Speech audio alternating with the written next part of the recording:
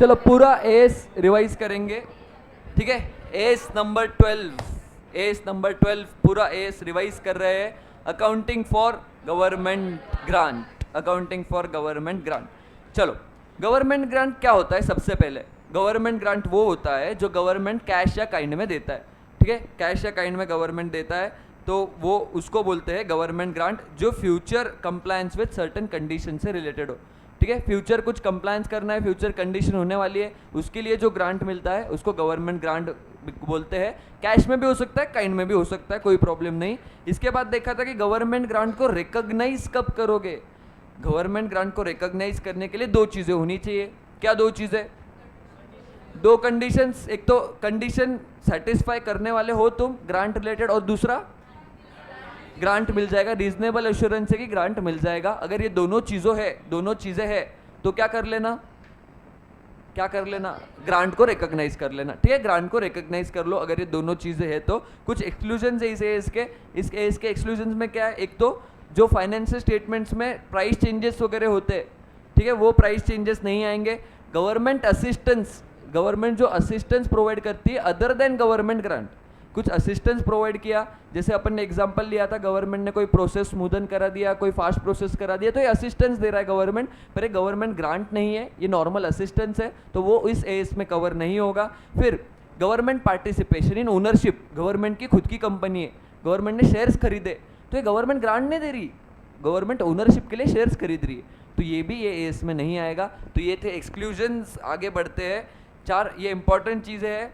अगर ग्रांट मिल रहा है तो ये चार टाइप में से हो सकता है। एक तो ग्रांट हो सकता है एसेट रिलेटेड, या तो ग्रांट हो सकता है रेवेन्यू रिलेटेड, या तो ग्रांट हो सकता है प्रमोटर्स कंट्रीब्यूशन रिलेटेड, या तो ग्रांट हो सकता है तुम्हारा नॉन मॉनिटरी, ठीक है। ये चार चीज़ों में से कुछ हो सकता है। तो अगर रेवेन्यू रिलेटेड ग्रांट होगा, मतलब क्या, मैं कुछ खर्चा कर रहा हूँ उसके लिए कुछ ग्रांट मिल रहा है, तो ये रेवेन्यू रिलेटेड है, नॉर्मल डेली ऑपरेशंस रिलेटेड है, तो इसको क्या कर दूँ मैं? खर्चा पीएनएल में जा रहा है तो इसका रिलेटेड इनकम कहाँ जाएगा? पीएनएल में ही, या तो खर्चे में से माइनस करके दिखा सकता हूँ। तो इसका दो ट्रीटमेंट, एक तो पीएनएल में अदर इनकम में दिखा दो, या तो खर्चे में से माइनस कर दो। तो अगर रेवेन्यू रिलेटेड ग्रांट होगा तो ये दो चीज़ें कर सकते हो। आगे अगर एसेट रिलेटेड ग्रांट होगा तो एसेट रिलेटेड ग्रांट होगा तो उसमें दो मेथड्स दिए गए, तुम दो मेथड्स लगा सकते हो।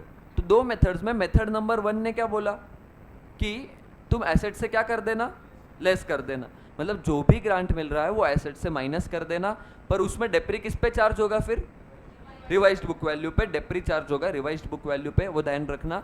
बाकी दूसरा मेथड क्या बोलता है कि एसेट को हाथ मत लगाओ, फिर क्या डालूं मैं? Grant, deferred government grant. और डेफर्ड गवर्नमेंट ग्रांट का क्या करे? पीएनएल में, डेफर्ड गवर्नमेंट ग्रांट पीएनएल में डाल दो, धीरे धीरे करके proportionately on systematic basis based on useful life of asset, ठीक है। धीरे धीरे करके डेफर्ड ग्रांट को क्या कर देना? पीएनएल में डाल देना। ये थे ट्रीटमेंट्स, दो मेथड्स थे गवर्नमेंट ग्रांट के रिलेटेड टू एसेट। पर अगर मुझे मेथड 2 लगाना है नॉन डेप्रिसिएबल एसेट को, तो उसका डेप्री खर्चा तो पीएनएल में जा ही नहीं रहा, तो इनकम को क्यों पीएनएल में डालूं? तो कहाँ डालूं इनकम को? कैपिटल रिजर्व में, इनकम को डालूंगा कैपिटल रिजर्व में। फिर तीसरा टाइप का ग्रांट था प्रमोटर्स कॉन्ट्रीब्यूशन। प्रमोटर्स कॉन्ट्रीब्यूशन में क्या बोला गया कि प्रमोटर्स कंट्रीब्यूशन मतलब इनिशियल इन्वेस्टमेंट, इनिशियल आउटले, जो इनिशियल कॉस्ट इनकर कर रहा हूँ मैं, उसके बारे में कोई ग्रांट दिया है, उसके लिए कोई ग्रांट दिया है, तो ये ग्रांट कैपिटल नेचर का है, तो इस ग्रांट को कहाँ डालोगे? कैपिटल रिजर्व में। जो भी ग्रांट मिल रहा है इसको कैपिटल रिजर्व में डाल देना। तो ये इसके बारे में बोला गया। अच्छा, जर्नल एंट्रीज के बारे में बात कर लेता हूँ फिक्स्ड एसेट के। अगर ग्रांट मिल रहा है और मेथड 1 लगानी है तो बैंक अकाउंट में आएगा पैसा, 2 क्या करूँ? एसेट से कम करना है, इसलिए 2 एसेट करूँगा। दूसरा, अगर मुझे मेथड 2 लगाना है तो बैंक अकाउंट तो डेबिट होगा ही होगा, 2 क्या करूँ?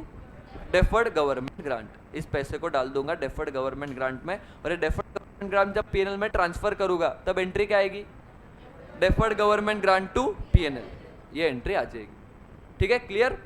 चलो परफेक्ट। और अगर कैपिटल रिजर्व वाला होगा तो bank to capital reserve, direct capital reserve में डाल देना। लास्ट वाला जो ग्रांट मिल सकता है वो है नॉन मॉनिटरी टाइप का, मतलब जैसे एसेट ही फ्री में दे दिया या कम वैल्यू पे कंसेशनल रेट पे दिया। तो अगर कंसेशनल रेट पे कोई ग्रांट मिल रहा है तो उसको किस पे रिकॉर्ड करोगे? एक्विजिशन कॉस्ट पर रिकॉर्ड करोगे। और अगर फ्री में दे दिया तो नॉमिनल वैल्यू पे रिकॉर्ड करना। फ्री में दिया है तो एसेट को अपने को कुछ कॉस्ट लगी नहीं है, तो इसीलिए रिकॉर्ड करना उसको मुश्किल हो जाएगा, पर उसको नॉमिनल वैल्यू 1 रुपये 2 रुपये 10 रुपये ऐसे कुछ नॉमिनल वैल्यू पर रिकॉर्ड कर देना, कोई प्रॉब्लम नहीं। ये चारों चीज़ें जो देखी ये थी ग्रांट मिलने वाली, ठीक है। पर अगर अपन ने कंडीशन सेटिस्फाई नहीं किए, मिलने के बाद में कुछ और करने लगा उस पैसों से, गवर्नमेंट के ध्यान में आया, तो गवर्नमेंट क्या मांग लेगी फिर? रिफंड। तो रिफंड की भी अकाउंटिंग करनी पड़ेगी।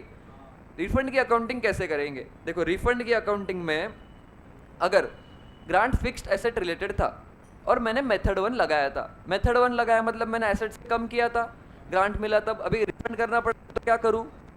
एसेट को बढ़ा देंगे, एसेट के कॉस्ट में ऐड कर देंगे, सिंपल। जितना भी ग्रांट रिफंड करना पड़ रहा है एसेट में ऐड कर दो। तो जर्नल एंट्री क्या करेंगे? Asset account debit to bank, जो रिफंड करना पड़ रहा है उसको एसेट के कॉस्ट में ऐड कर दो।